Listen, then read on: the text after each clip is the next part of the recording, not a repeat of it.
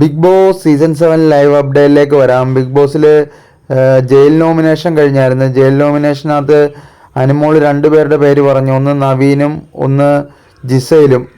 ജിസേലിൻ്റെ പേര് പറഞ്ഞിട്ട് അനുമോൾ കാരണമായിട്ട് വ്യക്തമാക്കിയത് ഇങ്ങനെയായിരുന്നു. ജിസയിൽ മേക്കപ്പ് സാധനങ്ങളും അതുപോലെ ഡ്രസ്സും ഒക്കെ കാണാതെ ഉപയോഗിക്കും. ബിഗ് ബോസ് പറയുന്നൊന്നും കേൾക്കത്തില്ല.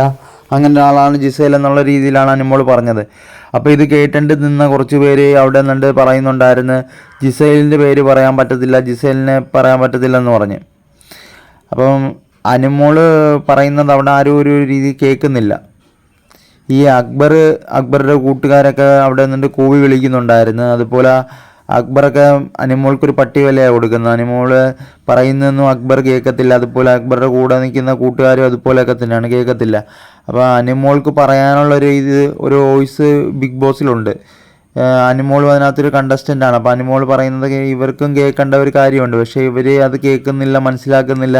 അനുമോളെ ഒരുമാതിരി പ്രത്യേക രീതി കണ്ടുകൊണ്ട് സംസാരിക്കുന്നു. അതൊക്കെയാണ് ബിഗ് ബോസിൽ ഇപ്പോൾ നടക്കുന്നത്. അപ്പം നിങ്ങൾക്ക് അനുമോളോട് ചെയ്യുന്ന ഈ രീതി ശരിയാണോ തെറ്റാണോ എന്ന് നിങ്ങളുടെ അഭിപ്രായം പറയുക.